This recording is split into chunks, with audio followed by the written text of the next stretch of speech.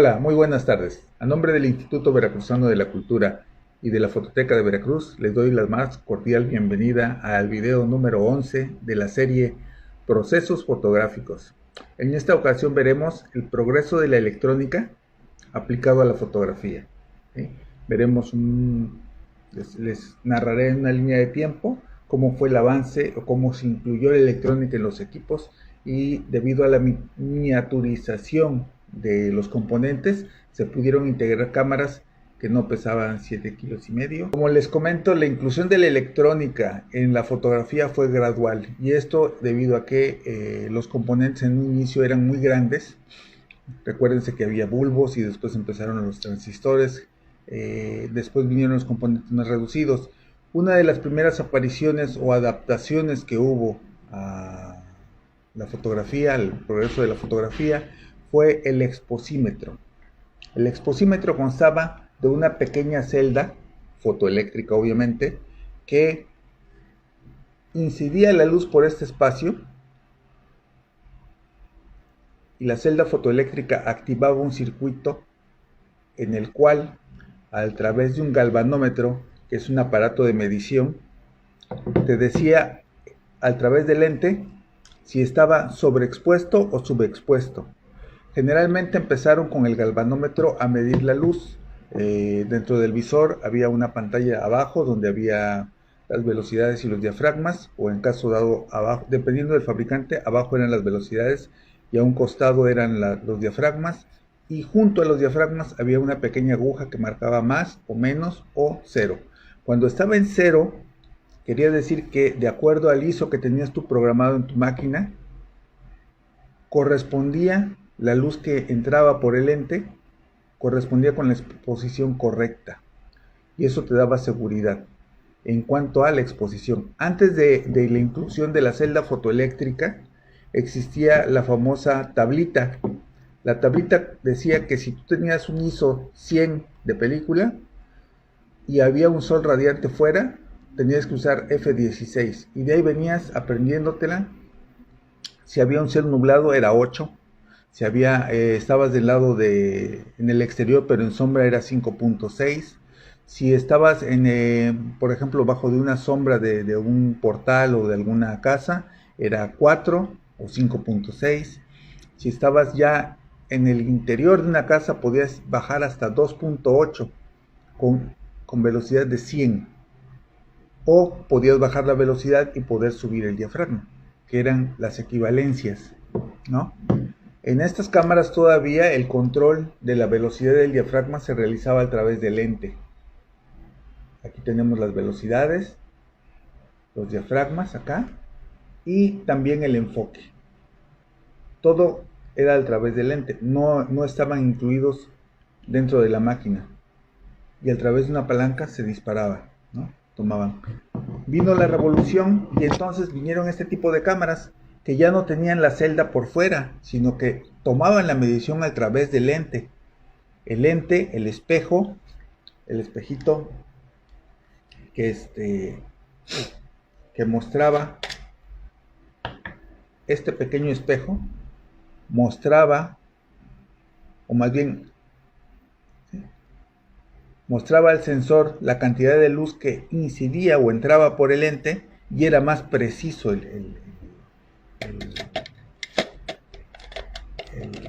la medición de la luz. Mayor precisión en la toma. Esto significa que, como nosotros sabemos, la luz es nuestro producto básico, nuestro material a trabajar. Debemos de ser muy cuidadosos con la medición. Hay una latitud de exposición que es más tolerante en blanco y negro, en color todavía, pero si nos manejamos con diapositivas, o bueno, cuando manejábamos diapositivas, habría que ser muy preciso con la exposición, porque no había mucha tolerancia de error, ¿no? Por eso es que siempre se usaba un término americano que se llama braquetear, y en las cámaras todavía lo traen, el bracketing. En este caso se tomaba la exposición que te marcaba el exposímetro del aparato de la máquina, y tomabas 1/3 o 2/3 arriba, o 1/3 o 2/3 abajo, o sea 5 tomas por cada fotografía que tú realizabas. El revelado de la diapositiva lleva 5 procesos, uno para cada color, un estabilizador y el fijador. En ese sentido, no había posibilidad de hacer correcciones. Recuerden que cuando trabajamos blanco y negro, se puede compensar a través de la ampliadora más tiempo, menos tiempo, más diafragma, menos diafragma, y con eso saturamos áreas. En el caso del color, pues ya se encargaba la máquina a través del código que viene marcado en cada tira de negativos, de compensar. Y nosotros podíamos todavía decirle al operador, oye, métele más luz, ¿no? Con la finalidad de que se oscureciera un poco por si habíamos tenido un fallo en cuanto a, pues no sé, flash, exposición, se podían compensar, ¿no? Incluso se podía compensar en las tomas de color, se podía compensar el hecho de que tuviéramos una luz incandescente. Recuerden que el color pues no distingue entre frecuencias de luz, graba todo. Con la luz incandescente en fiestas o en reuniones quedaban las tomas amarillas. Entonces podíamos decirle al operador, oye, métele un filtrito azul, ¿no? A la luz para que los blancos queden blancos. Y hacía pruebas y entonces ya en base a las pruebas decías, bueno, está bien, sale. Todo tu rollo salía así, ¿no? Pues la gente que nos dedicamos también al noble oficio de hacer fotografía de sociales, de bodas y bautizos. Con el advenimiento de mayores y mejores elementos electrónicos, se fue miniaturizando cada vez más la electrónica. Esta es una de las que ya contiene un disparador electrónico, o sea, no funciona si no tiene baterías, aunque el avance es mecánico, ya el disparador es electrónico. Muchas de estas cámaras lo adoptaron inmediatamente. También el potenciómetro, o bueno, el medidor de ISO-ASA, también ya es electrónico. En este caso, aquí podemos ver una bobina, es el mismo tipo de cámara, la Canon AE1, que esta fue una cosa hermosa, vaya. La Canon AE1 ya traía una bobina para disparar, es una bobina de disparo. Ustedes al activar el disparador, por eso es que les digo, ya no, si no había batería, que era guardada aquí, no funcionaba. Se volvían en un ladrillo. Mucha gente decía, no, prefiero las mecánicas porque las electrónicas se vuelven un ladrillo, ¿no? Igual que esta. Esta ya tiene un disparador electrónico. Podía uno hacer tomas con diferente tipo de braqueteo o de diafragma. La programaba uno y nada más tenías que correr el carrete. Estas cámaras aún no usaban un artilugio llamado Motor Drive o el avanzador, muy popular entre los fotógrafos que hacían fotoperiodismo. ¿Por qué? Porque te permitía hacer 6 fotos de continuo, blanco y negro, color, no importaba, ¿no?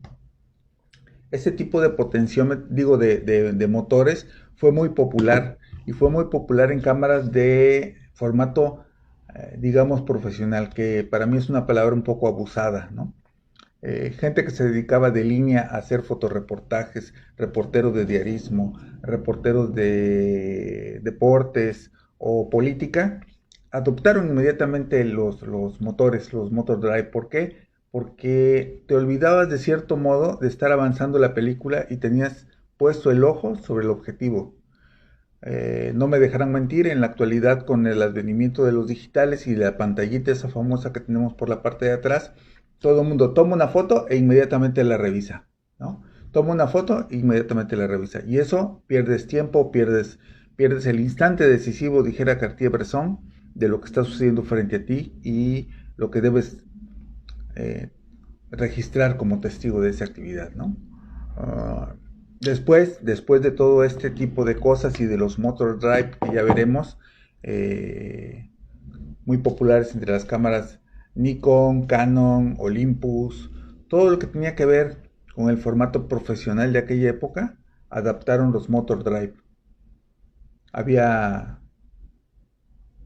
motores que no solamente corrían el rollo, sino que también lo rebobinaban. Tenían 2 botones en la parte de atrás, me acuerdo del el MD2, que es para la Nikon F2. Es un motor precioso, usa 4 baterías AA y que tiene esa ventaja.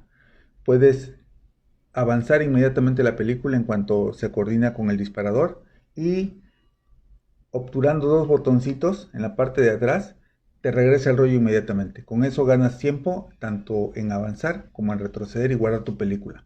Cambias el rollo inmediatamente. Bueno, después de eso vinieron este tipo de cámaras que ya traían el motor integrado.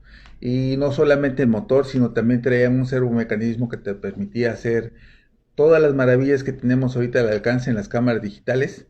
Esta serie es la Canon EOS 1. Muy conocida por todos porque EOS continuó siendo, digamos que una de las directivas del Canon.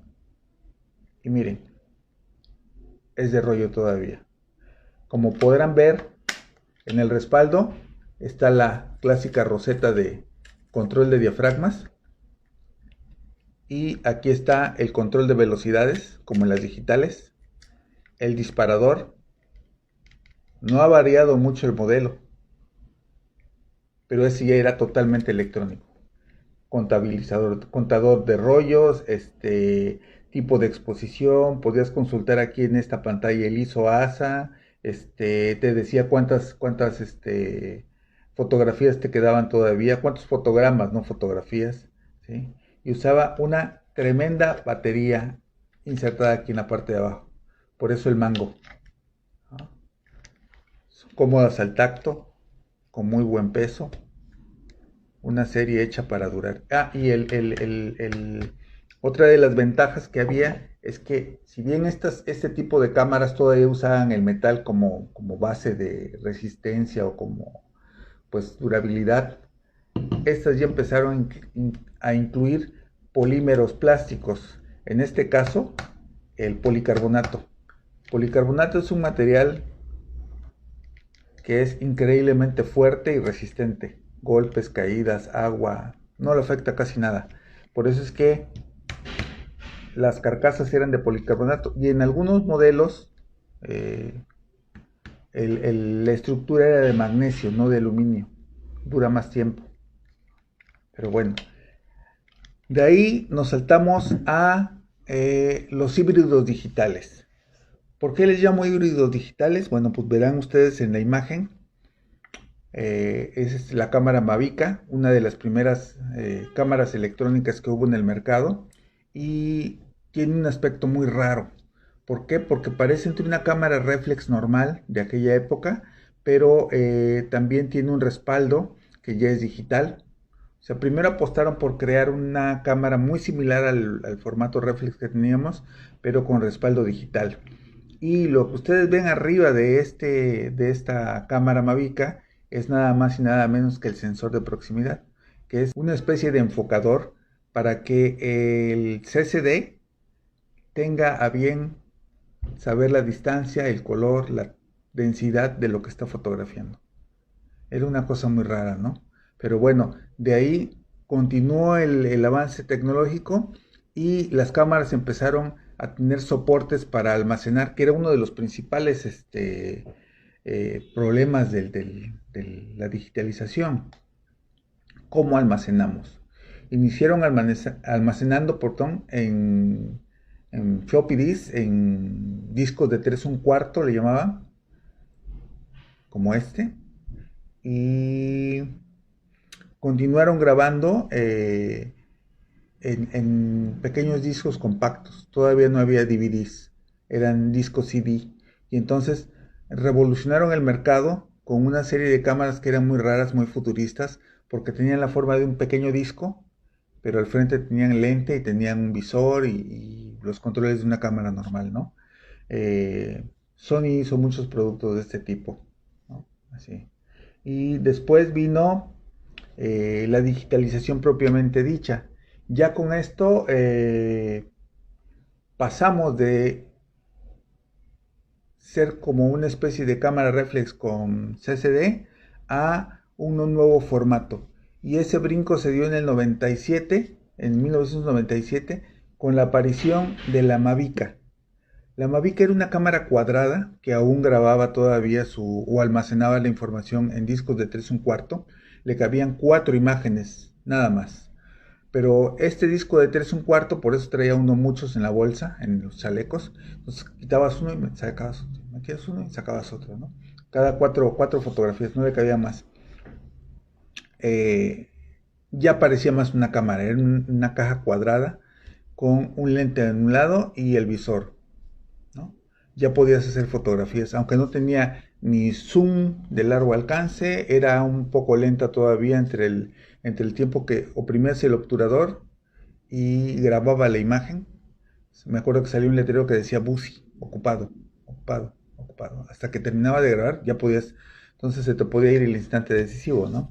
Debido a la miniaturización de los materiales electrónicos, dentro de las cámaras de rollo del sector popular, dirigidas al sector popular de consumo, entraron en escena unas cámaras muy pequeñitas, compactas, que es de este tipo de cámaras, aún de rollo, donde podemos ver